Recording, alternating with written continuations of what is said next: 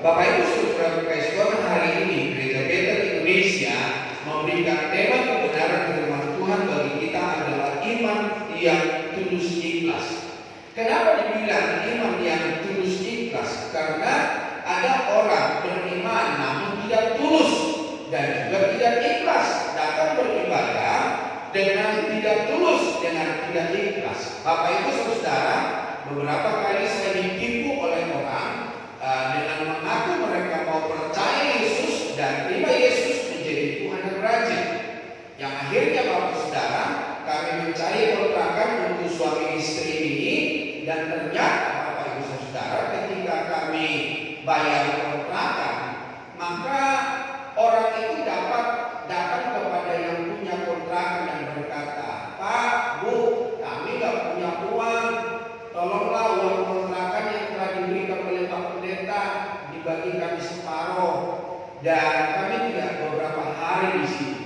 Bapak Ibu Saudara, beberapa hari kemudian orang itu pergi dengan tidak meninggalkan pesan apapun. Ada juga yang berbicara tentang waralaba. Waralaba itu seperti minimarket, seperti satu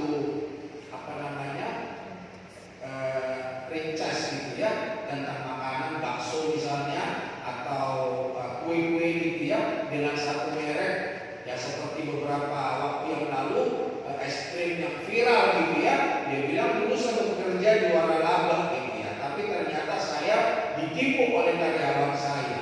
Nah, mereka mengaku mereka mau percaya Yesus. Ya beberapa bulan saudara datang ke gereja, beberapa bulan ada bersama-sama dengan kami. Saya pun bersama istri mencari kontrakan dan mengontrakkan rumah buat dia. Bukan hanya itu, kipas angin, LPG, gas, tempat tidur kita berikan kepada mereka. Bahkan mereka bekerja di sekolah Bethel Indonesia. Nah, namun apa yang terjadi kalau saudara? Beberapa bulan kemudian orang itu menghilang. Ternyata bukan hanya menipu saya membawa apa yang telah saya berikan kepada dia, namun ternyata dia pun membawa laptopnya kepala sekolah itu, saudara. Dan kepala sekolahnya itu bertanya kepada saya, "Pak, bapak ini sama ibunya anaknya kemana?" Katanya, "Belum nggak tahu saya. Kan ibu yang terakhir bersama dengan dia, bekerja dengan dia."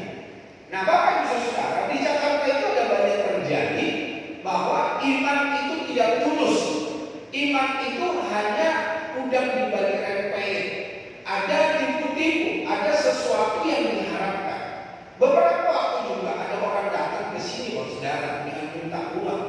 Ngaku-ngaku orang Kristen, ngaku-ngaku mau pulang kampung. Tapi dengan sebuah pengalaman yang telah saya alami di Jakarta, ada orang-orang mengaku orang Kristen mau pulang kampung gitu ya. Saya nggak punya ongkos, saya nggak punya dana untuk beli tiket.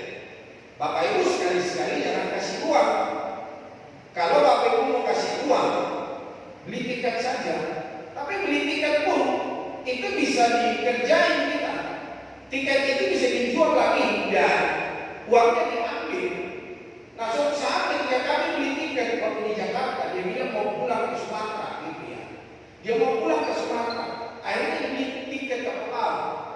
Apa yang terjadi saudara? Memang kita nggak bisa dibodohi sama dia.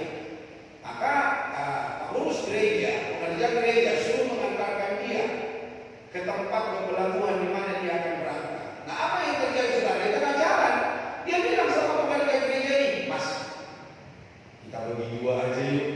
Separuh buat plus, separuh buat saya. Sebetulnya saya nggak mau pulang." Nah, Bapak Ibu Saudara Kristen, ada orang mengaku menjadi orang Kristen, ada orang mengaku beriman, namun tidak tulus ikhlas.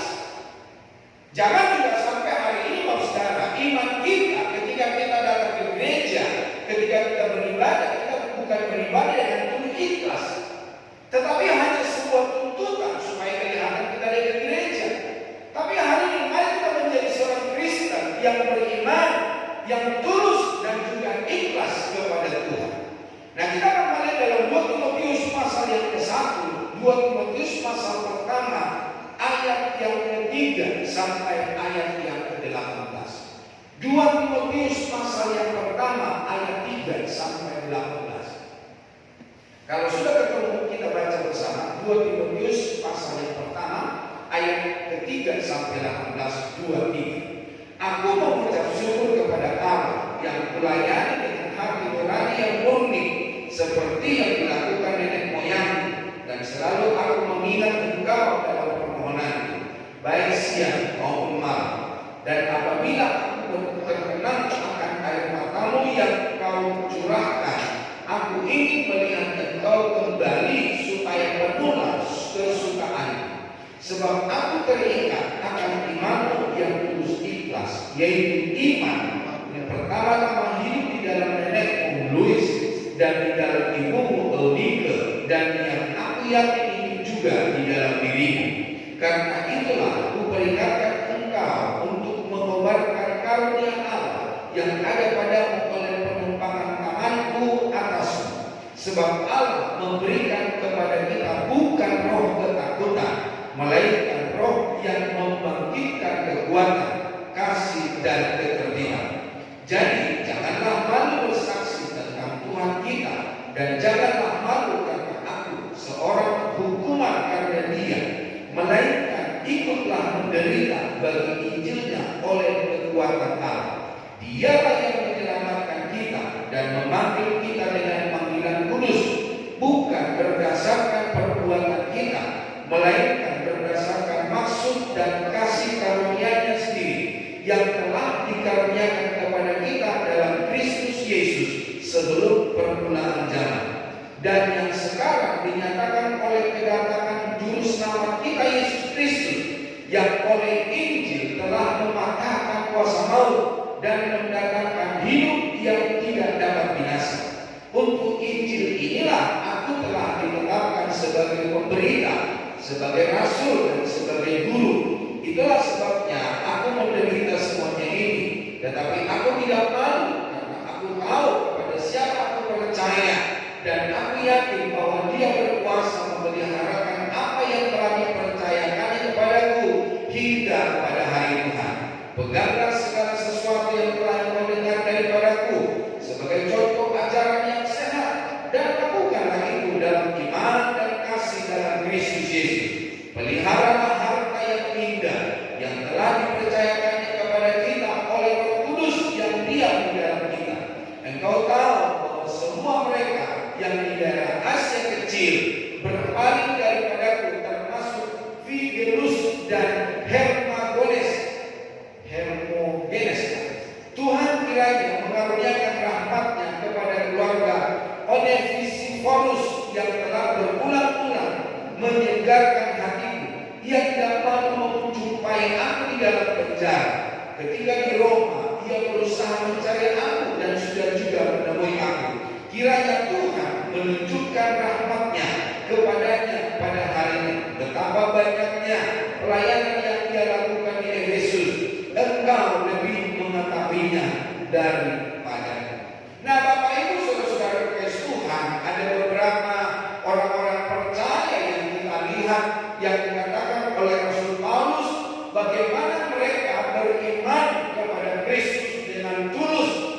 Dan juga saudara, di sini kita dapat melihat saudara, ada seruan dari Paulus, ada nasihat dari Paulus, supaya ketika kita beriman kepada Kristus dengan tidak malu-malu dengan iman kita, bukan hanya itu saja, namun kita juga memberitakannya, menyaksikannya, memberitahukannya kepada banyak orang, sehingga ada banyak orang menerima Injil, menerima keselamatan daripada Kristus. Nah, Bapak Ibu saudara, Paulus begitu bersyukur karena apa? Apa yang terjadi di dalam kehidupan iman Timotius, anak rohaninya yang kekasih. Timotius menjadi bagian penting dari pelayanan rasul yang dipanggil untuk orang-orang non-Yahudi itu. Jadi Bapak Ibu saudara, Timotius ini adalah seorang anak muda yang dilihat oleh Timotius bagaimana imannya, bagaimana kesungguhannya, bagaimana doanya ketika dia datang berdoa kepada Tuhan.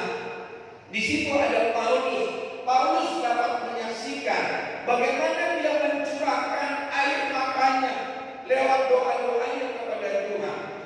Dan itu yang membuat Paulus sangat bersuka cita karena dia melihat ada seorang anak muda yang tulus ikhlas dengan tidak diiming-imingi oleh apapun, dia mau melayani Tuhan dengan sungguh-sungguh. Nah, Bapak Ibu Saudara, lewat keadaan Timotius hari ini kita akan belajar karakter iman Timotius. Kita akan belajar seperti apa karakter iman Timotius. Yang pertama, Saudara, iman yang diteladankan. Timotius ini dapat beriman seperti ini, Saudara, oleh karena sebuah teladan iman yang dia lihat. Timotius ini dapat beriman menjadi anak muda yang tangguh, anak muda yang militan, anak muda yang dapat dipilih oleh Paulus menjadi pelayan Tuhan. Adalah ada orang-orang yang beriman di sekelilingnya, yang meneladankan, yang melahirkan iman kepada Timotius. Nah, kehidupan iman Timotius rupanya lahir sebagai pengaruh baik yang diturunkan dari neneknya. Siapa neneknya? Louis. Louis neneknya itu melahirkan iman, menurunkan iman kepada anaknya yang namanya Eunike. Dan Eunike ini melahirkan iman, mengajarkan imannya kepada anaknya yang namanya Timotius. Nah, Bapak Ibu Saudara, ini yang menjadi teladan bagi kita pada akhir zaman ini, supaya setiap kita melahirkan iman kepada keturunan kita, melahirkan iman kepada orang-orang di sekitar kita, melahirkan iman kepada setiap orang yang kita jumpai, Saudara.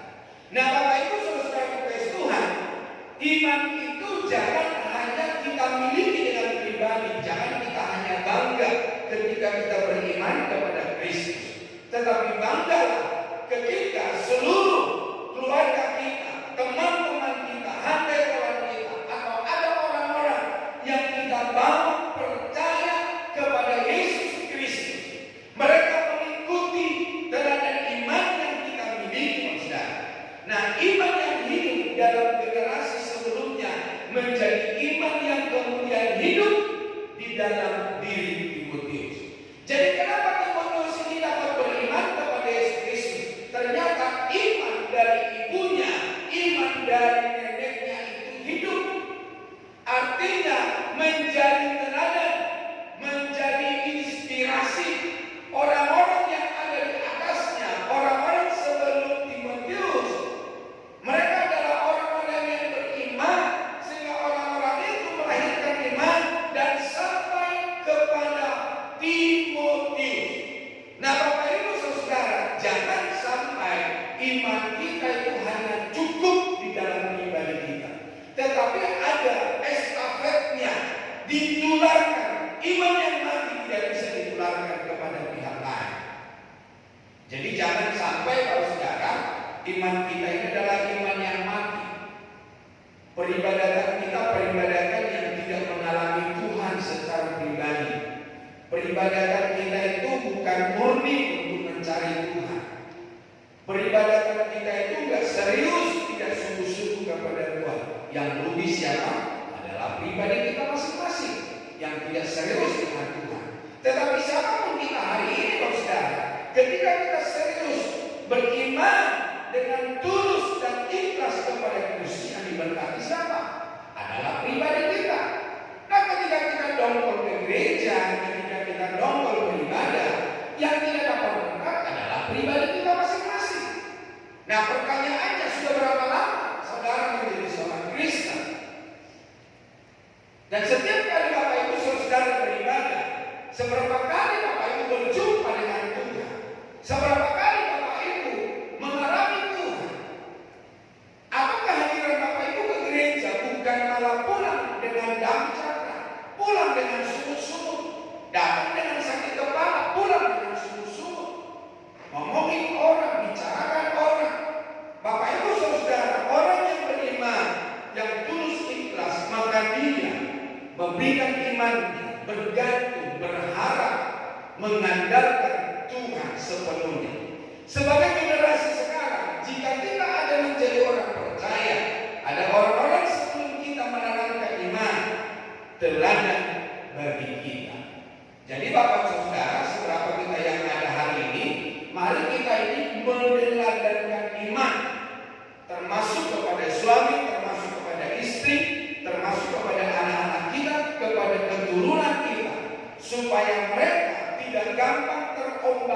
ditampilkan oleh rupa-rupa pengajaran atau godaan-godaan apapun di dalam dunia ini. Karena ada banyak orang saudara tergoda dengan apa kata orang. Jadi bukan pribadinya kepada Kristus, namun dia tergoda apa kata orang. Nah, yang kedua Bapak Saudara, yang bisa kita lihat di sini, teladan iman yang dilahirkan lewat Timotius. Yang kedua, iman yang disaksikan, seperti di dalam ayat yang ke-8 yang telah kita baca, saudara. Iman yang tulus ikhlas tidak disimpan sebagai sebuah harta kekayaan yang dinikmati sendirian, tetapi iman yang sebenarnya yang tulus ikhlas adalah iman yang bisa dibagikan kepada orang lain. Nah, Bapak Ibu Saudara, kita bisa melihat di dalam Kisah Rasul pasal yang ke-5. Kisah Rasul pasal 5 ayat 27 sampai 29. Kisah Rasul pasal 5 ayat 27 sampai 29. Siapakah mereka yang menyaksikan iman mereka kepada banyak orang? Lihat dalam Kisah Rasul pasal 5 ayat 27 sampai 29. Mari kita baca bersama Bapak Ibu Saudara. Rasul-rasul itu dibawa masuk menghadap mahkamah, lalu imam agung memeriksa mereka. Ia berkata, kami sudah melarang kalian dengan keras supaya jangan mengajar tentang orang itu. Tetapi sekarang coba lihat apa yang kalian lakukan. Kalian sebarkan pengajaran itu di seluruh Yerusalem, dan kalian malah mau menuduh bahwa kamilah yang menyebabkan kematian orang itu. Petrus dan rasul-rasul yang lainnya menjawab, kami harus menuruti Allah dan bukan menuruti manusia. Jadi ketika Petrus dan rekan-rekannya memberitakan kematian Yesus Kristus, dan Yesus Kristus mati oleh karena orang-orang Israel, orang-orang Yahudi itu sendiri, maka Petrus dan rekan-rekannya ditangkap, mereka dibawa ke mahkamah agama, mereka diadili, dan mereka disuruh untuk berhenti, untuk tidak mengajarkannya. Tapi Petrus bilang apa? Kami harus menuruti Allah dan bukan menuruti manusia. Seberapa banyak di antara kita hari ini ketika menyaksikan iman kita kepada orang lain, kita bisa dapat menyaksikannya seperti Petrus dan rekan-rekan. Ada orang-orang saudara jangan menyaksikan imannya. Beberapa waktu minggu-minggu yang lalu saya berkata begini, saya akan ngomong sekali lagi saudara, supaya itu tertanam di dalam hati dan pikiran kita, sehingga ketika kita ada di luar sana, di kalangan orang-orang yang tidak percaya, supaya kita tidak berperilaku seperti orang-orang Kristen ini. Nah, Bapak Ibu Saudara, ada segerombolan orang Kristen keluar dari gereja di kota Jakarta, dan mereka makan di pinggiran jalan, namanya warteg. Warteg itu warung Tegal. Jadi Bapak Ibu dengan makan 15.000 sudah ada sayur, sudah ada ikan, pokoknya kenyang lah. 15.000 udah kenyang. Makan di warteg, murah meriah. Nah, Bapak Ibu Saudara kasih Tuhan, ternyata ketika orang-orang Kristen yang pulang dari gereja ini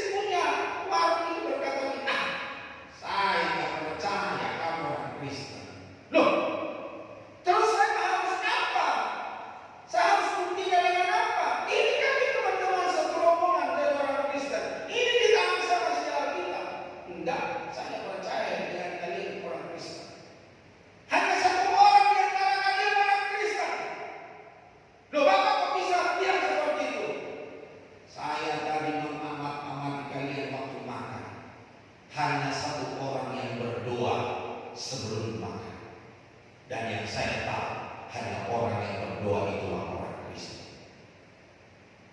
Bapak Ibu Saudara, seberapa banyak kita ketika di luar sana kita takut mengakui bahwa kita orang Kristen. Ketika kita makan di restoran, seberapa banyak kita malu untuk kita berdoa mengakui bahwa kita adalah orang Kristen. Seberapa banyak kita di luar sana ketika berkenalan sama orang, terus ditanya agamamu apa? Pancasila. Apa itu Pancasila? Jangan seperti ibu yang pernah saya besuk. Dan di rumah itu ada banyak atribut keagamaan.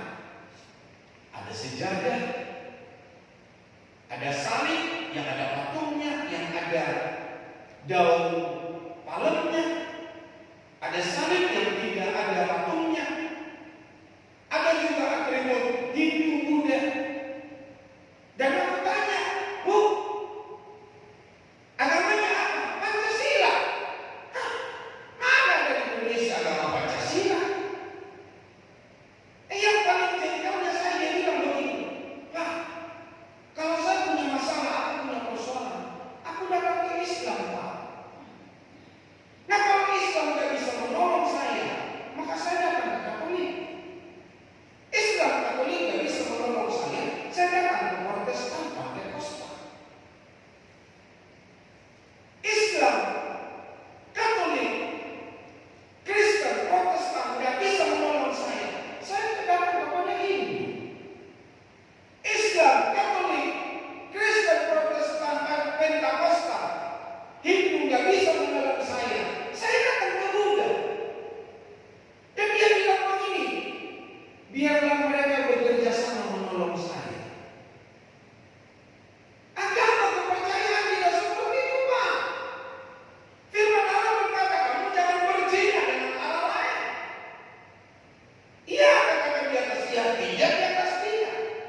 Dan kita dapat membuktikan sebagai orang percaya beriman kepada Kristus dengan keadaan kita, dengan karakter kita. Seperti apa kita mengiring Tuhan, itu bisa kita perlihatkan kepada orang lain dengan tidak banyak ngomong. Orang lain akan memperhatikan kita. Itulah sebabnya firman Allah berkata, kita ini menjadi suratan Kristus yang terbuka, yang dibaca oleh orang lain.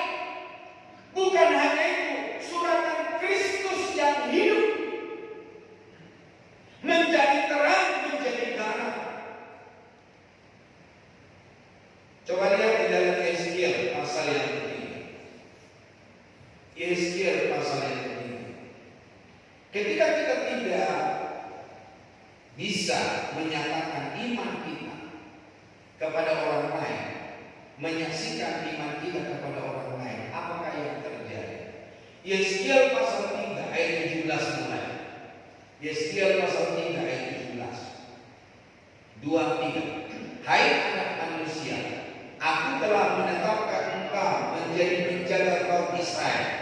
Bila mana engkau mendengarkan sesuatu firman daripadaku, peringatkanlah mereka atas namaku. Kalau aku berfirman kepada orang jahat, engkau pasti dihukum mati.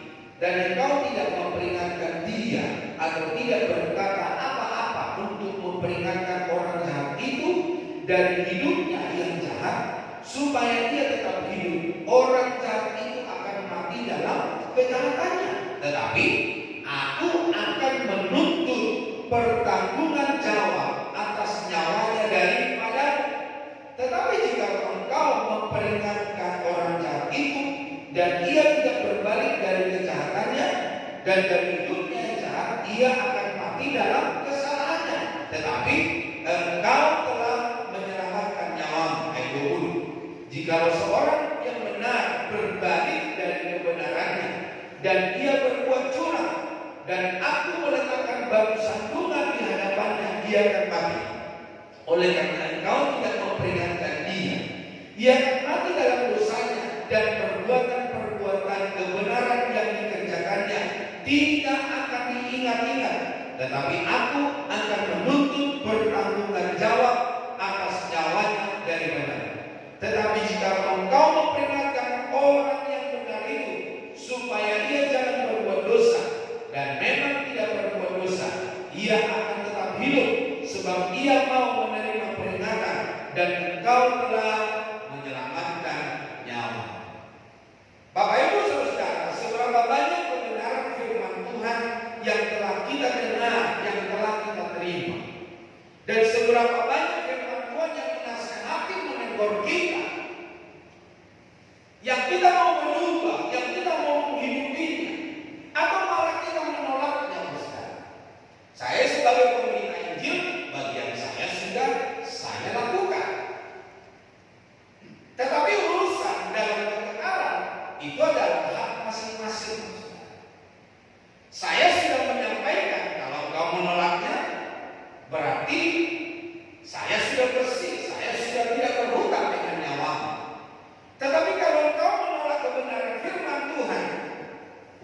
pribadi dengan Tuhan.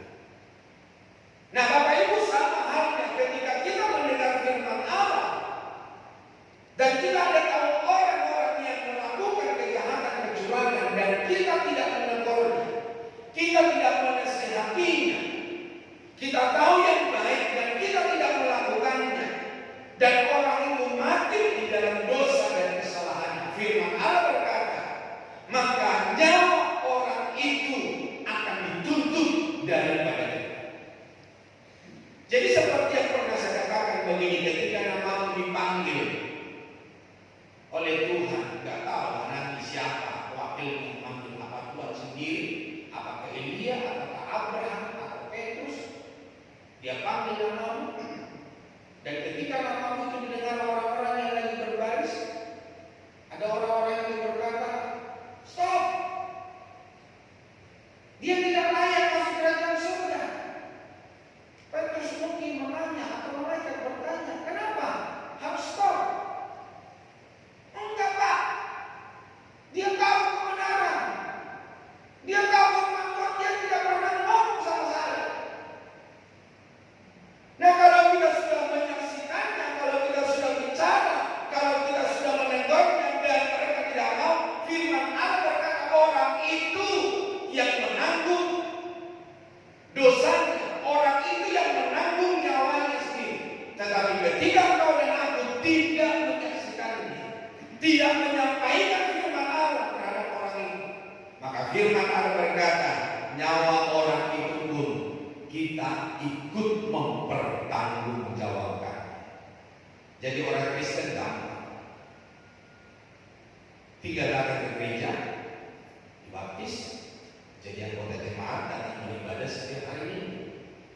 Tapi menjadi pengikut Kristus, menghidupi kebenaran firman Allah, oh tidak segampang itu, Pak.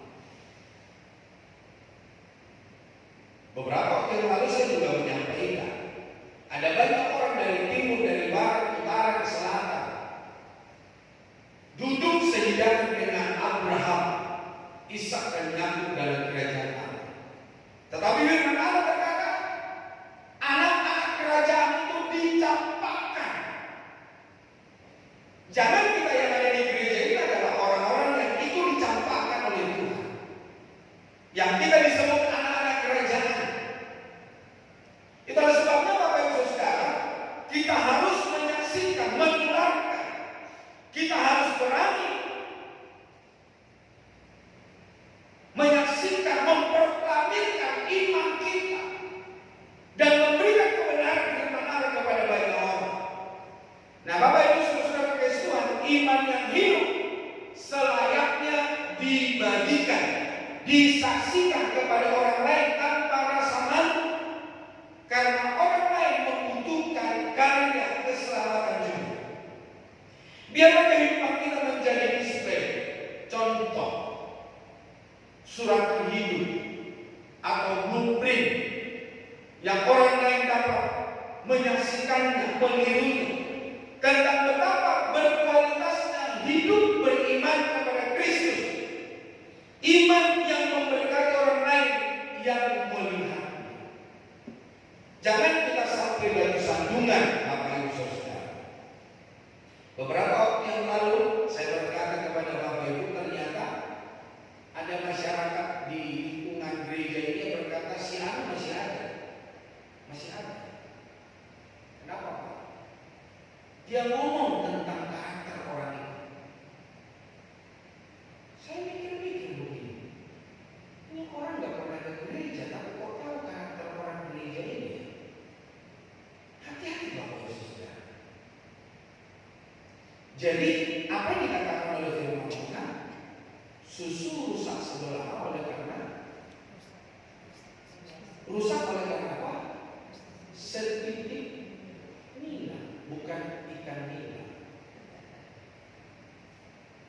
Jadi Bapak Ibu Saudara kasih Tuhan, jangan sampai orang lain menilai kita, saudara, berkarakter buruk. Yang ketiga, iman dipertahankan. Iman yang tulus ikhlas itu adalah selain hanya iman yang bisa dinyatakan,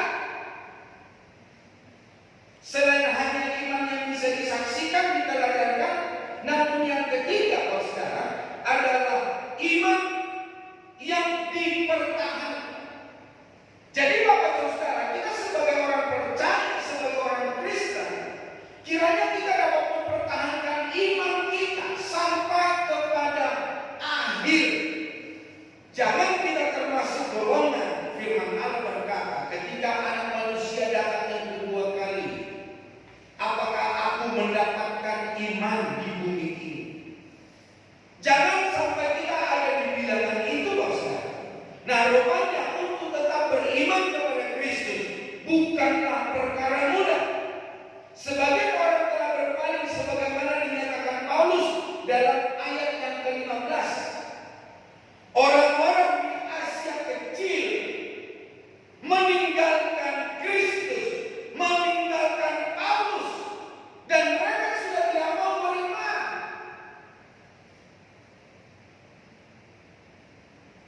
Penderitaan dan godaan dunia telah begitu banyak menyeret orang-orang untuk meninggalkan iman kepada Kristus.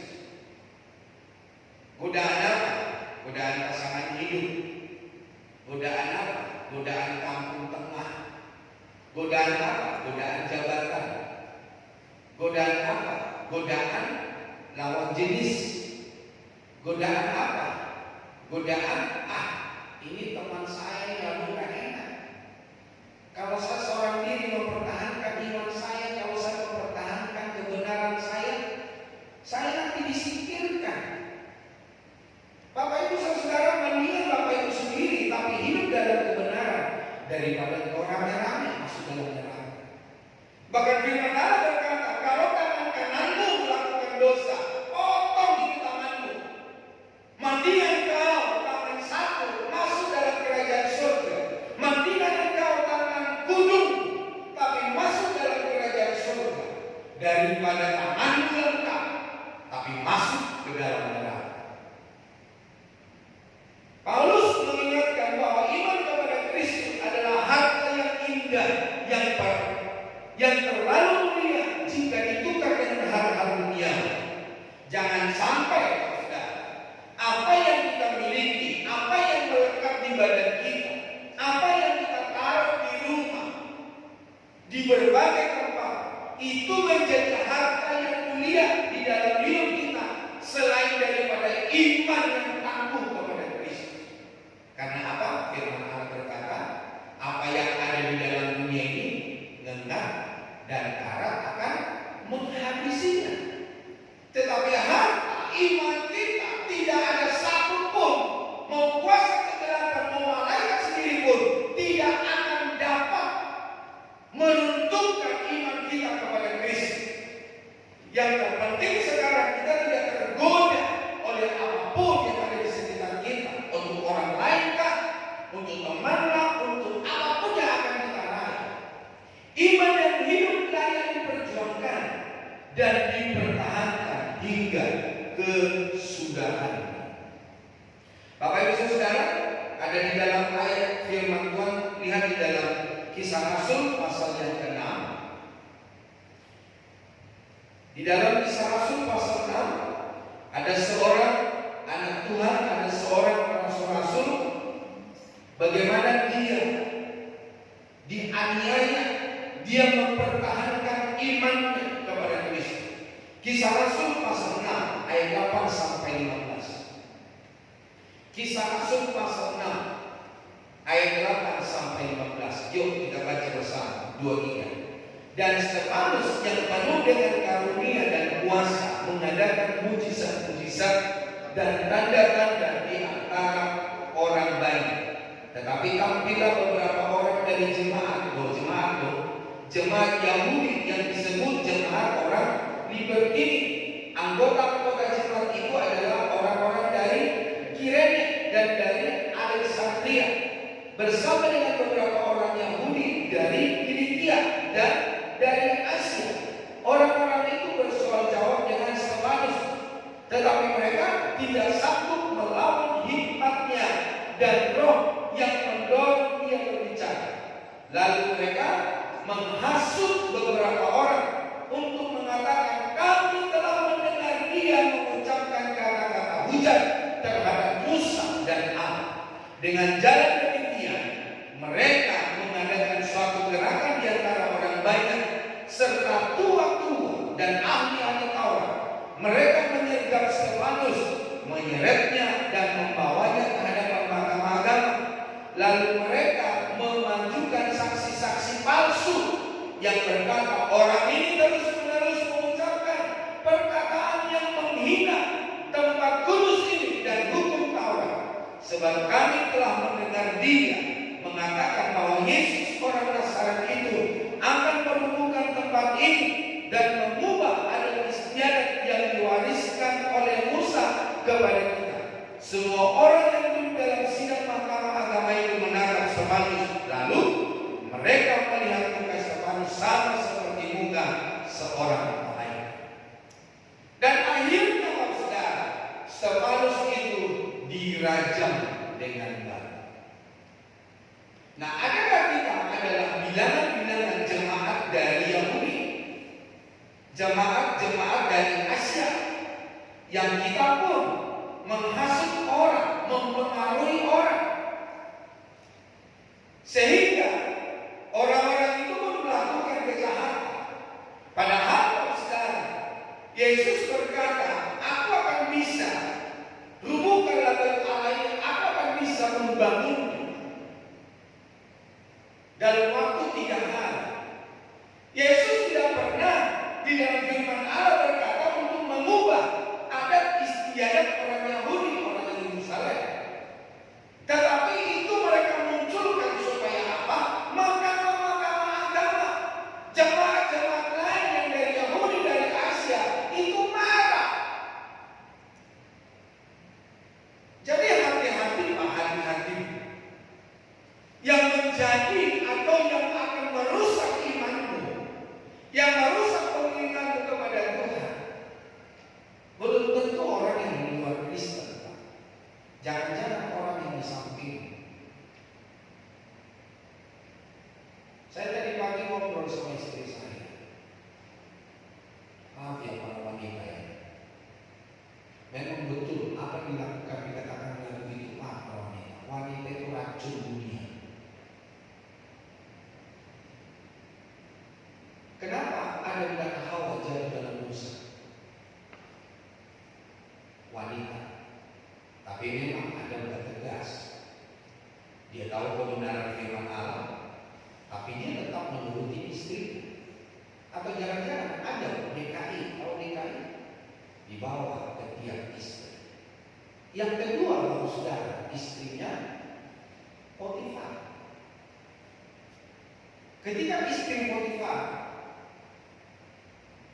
membuat cerita palsu, maka yang kena dampaknya siapa? Yusuf. Siapa lagi bangsa? Sarah. Oleh karena Sarah, bangsa, kita ribut dengan iman yang lain.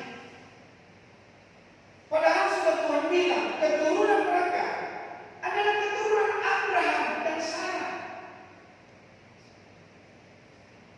Tapi Sarah, ketika Tuhan berfirman, dia ketawa, apa mungkin aku udah tua ini, udah mati kunci. Dia tunggu-tunggu jadi Tuhan gak ketemu-ketemu. Dia bilang sama suaminya, dikasih dari empuk, panggang mungkin, panggang bakal taruh dikasih kepada Abraham. Ram, itu ada dunia kita masih muda cantik. Udah, kau tidurin dia. Namanya Abraham, namanya laki-laki, dikasih makan empuk, hajar leh. Sampai sekarang kita ribut dengan orang-orang muslim, berdebat antara siapa yang dipersembahkan, atau Ismail atau Ishak. Mana yang benar, Kristen atau Islam? Sampai hari ini, saudara. Itu racunnya Sarah. Siapa lagi? Wanita Isabel. Di mana dia mengintimidasi Elia sampai Elia ketakutan. Siapa lagi, saudara? Bapak Ibu kalau lihat dalam perjanjian baru, kenapa kepala Yohanes Pembaptis itu dipotong? Karena siapa? Herodias. istrinya Herodes. Ketika Herodes bilang sama anaknya, nah, karena anaknya nari-nari sangat menghibur bapaknya, bapaknya bilang, nah, kalau apa yang kau minta akan aku kasih. Dia tanya ibunya, si racun dunia itu, Bu, bapak nanya itu, saya mau dikasih kado apa saja saya minta akan kasih bapak. Minta sama bapak kepala Yohanes.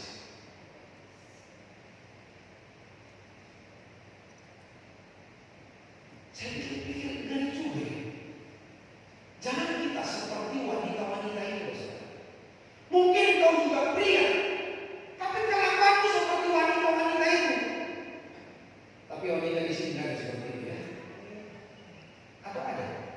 Coba ini baju apa di hari ini? Kita jangan jadi racun. Yang terakhir yang keempat, polusi kemelayaan. Di dalam ayat kebenaran firman Tuhan dari 2 Timotius pasal 1 itu tadi, ayat 3 sampai seterusnya dikatakan, pelihara harta yang indah yang telah dipercayakannya kepadamu. Jadi hari ini mari kita pelihara iman kita. Itu adalah harta yang indah. Tadi saya sudah berkata, apa yang ada di dalam dunia ini kekal, ngengat dan karat akan menghabisi. Bahkan Yesus berkata, apakah untungnya kamu memiliki dunia dan segala isinya? Dan firman Allah berkata, kamu kehilangan nyawa. Jadi kalau sekarang jam tangan kita, berlian kita, sepatu kita, merek apapun itu, kacamata kita, parfum yang kita pakai, itu adalah sementara. Bapak Ibu Saudara sekalian, nah bagaimana kita memeliharanya? Tetap taat sekalipun belum melihat. Janji Tuhan ada banyak yang belum kita lihat. Kekekalan, apakah kita sudah lihat? Belum. Apa kita sudah merasakannya? Ya mungkin kita merasakan di dalam dunia ini. Tapi itu belum seutuhnya, karena firman Allah berkata ada kehidupan yang benar, yaitu nanti ketika kita berjumpa dengan Tuhan. Jadi perlu saudara tetap taat sekalipun belum melihat. Siapa dia? Dia adalah Abraham. Ketika dia bawa dari tanah leluhurnya menuju tanah Kanaan, apakah dia tahu tanah Kanaan? Tidak tahu. Tuhan berkata, keluarlah dari tanah leluhurmu, akan kuberikan tanah yang subur kepadamu. Abraham sudah tahu? Belum tahu di mana dia. Tapi dia tahu. Ketika Tuhan memberikan anak Ishak kepada dia, dan Tuhan berkata, persembahkanlah anakmu di Gunung Muria kepadaku. Aku minta anak itu daripadamu. Apakah Abraham bilang begini? Ini Tuhan ini bercanda. Kau bilang aku punya anak, kau minta lagi, kau yang memberi, kau yang meminta. Bagaimana macam orang pula ini Tuhan? Anak cuma satu diminta pula. Apakah dia berbeda dengan Tuhan? Abraham orang yang taat. Dia tetap bawa anaknya ke Gunung Moria. Bahkan dikatakan firman Tuhan, anaknya itu membawa peralatan untuk mempersembahkan korban kepada Tuhan. Dan ternyata Abraham itu adalah orang yang beriman. Kenapa saudara? Dia berkata kepada anak buahnya, tunggu di sini, kami akan kembali. Bukan dia bilang aku akan kembali, kami akan kembali. Saya merinding. Jadi Abraham dan Ishak akan kembali berjumpa dengan karyawan anak buah. Abraham taat sekalipun dia belum melihat. Yang kedua, bagaimana kita memelihara iman kita? Lakukan apapun perintah Tuhan. Apapun yang diperintahkan Tuhan, apapun yang kita dengar, yang kita baca, lakukanlah. Beberapa waktu yang lalu kematian seorang artis rohani Guru Sidabuta, Melita. Saya buka YouTube kesaksian dari kedua orang tuanya, dan mamanya bilang begini. Terakhir yang saya dengar dan nasihat Melita, ketika saya berkata bahwa nanti kira-kira dalam kerajaan surga saya masuk dalam kerajaan surga, karena dia bilang ada banyak tantangan dan rintangan yang menggoda iman ibunya untuk tidak tetap setia. Melita ini bilang begini sama ibunya, Bu, masa kita sungguh-sungguh sama Tuhan, masa kita melayani Tuhan, kita tidak masuk dalam kerajaan surga? Bu, tetaplah setia, tetaplah taat. Dan Melita bilang begini sama ibunya, udah mah, bacalah firman Tuhan setiap hari. Satu pasal, mungkin mama tidak bisa baca satu pasal, satu ayat saja mama baca, dan itu mama lakukan. Satu ayat saja mama lakukan, kita pasti menerima kerajaan surga. Gak berapa lama kemudian, kalau saudara, Melita dipanggil oleh Tuhan. Itu membangkitkan semangat saya, Pak. Membangkitkan semangat saya. Satu ayat saja. Kita ini udah berpasal-pasal dari Kejadian sampai Wahyu, udah bolak-balik. Kita bilang kita pintar sejarah, kita pintar Alkitab, kita hafal dari A sampai Z. Itu tidak ada kita lakukan. Percuma, percuma. Tapi satu ayat pun, satu kata, itu kita lakukan dalam hidup kita.